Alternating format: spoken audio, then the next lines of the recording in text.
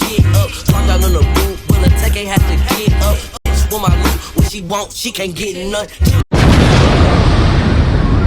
Hey, B-Sauce? Alex here. Potato chips? Invented in 1853, or at least that's the commonly accepted notion, because it revolves around one of the few multimillionaires for the time, Cornelius Vanderbilt. He was dining at the Moon's Lake House in Saratoga Springs, New York, and was dissatisfied with the thickness of the potatoes served. George Croom, fed up with this, decided to make the potatoes as thin as possible to upset Vanderbilt, but to his surprise, Vanderbilt was elated by the dish. Now, potato chips are generally opaque, reflecting light 575 to 585 nanometers in wavelength, otherwise known as yellow. But are they? By letting these potatoes soak for 2 hours in water, we can effectively make a potato broth where the flavors are extracted from the potatoes and can be put in a new substance. By placing this broth in a cornstarch, we can effectively make clear potato chips. So what makes a clear potato chip clear? Well, as we were making the potato broth, pyroglutamate molecules, as well as monosodiums L and D, as well as chlorogenic acid, had their bonds broken and they became an aqueous mixture with the water in the pot, forming a broth. This, alongside the salt and the olive oil, gave that broth its flavor. Then, we mixed the broth with potato starch, which is basically just a long chain of glucose molecules. But as we heated the long chain of glucose molecules, the polysaccharide of the glucose formed into monosaccharides. Then those monosaccharides bonded with the monosodiums and the chlorogenic acid and the salt molecules and the olive oil molecules as the pot cooled. As they cooled, they formed incredibly long chains of molecules that acted as a gel, very thick and very goopy. And then that can be poured onto a baking sheet where it can then be dried in an oven for 8 hours. Can you believe I waited 8 hours to do that? Boom. Report you from the Foothills Golf Course. Now, what happens to the taste of potatoes when they're baked?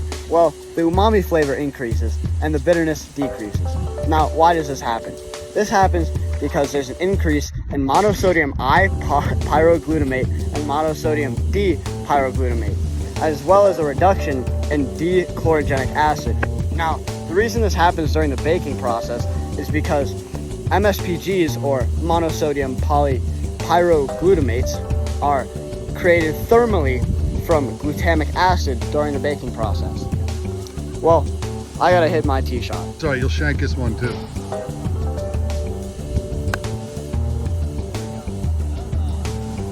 What's up, guys? In this guacamole, there are 3,225 grams of avocado, 200 grams of onion, and 50 grams of lime juice. So basically, you cut out the pit, stir it around, and you got some freaking guac, man. Yeah, peace out. Holy guacamole! So, how many grams of potatoes are we using here? I don't know, bud. Let's find out.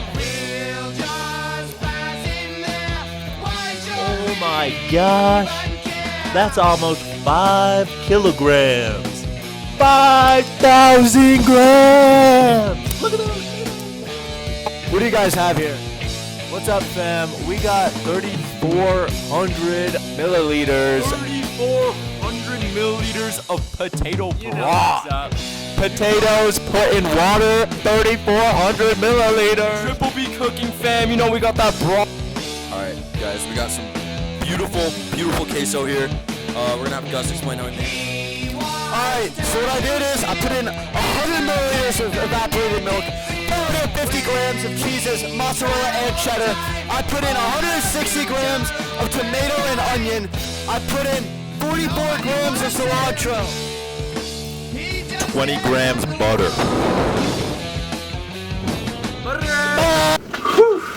That was getting a little intense there. Let's step outside for a moment and discuss some science in a little mindful minute. It is 11:38 a.m. on May 20th. That is today. This day. This day. All right. So in the queso, as Gus said, we are pouring 2 types of cheeses into a hot pan with evaporated milk, and the cheeses are heating up and changing phases, with the mozzarella melting point being at 54.4 degrees Celsius and the cheddar at 66 degrees Celsius. Oh my god. Yeah. Let's see. High moisture cheeses, like the ones we used, have lower melting points due to a higher specific heat capacity of water, 4.18 joules per gram Celsius. And less water allows the cheeses to heat up quicker. The protein and fat structures are being broken down in the cheeses at these temperatures, allowing them to flow as a liquid. All right, pico time. I love pico de gallo. Here's how I made my pico de gallo. I put in 400 grams of tomatoes, 200 grams of onions, 40 grams of cilantro, 70 grams jalapeno. Then I grinded some cumin, and then I put in salt, pepper, and nutmeg. And that's how we make pico de gallo.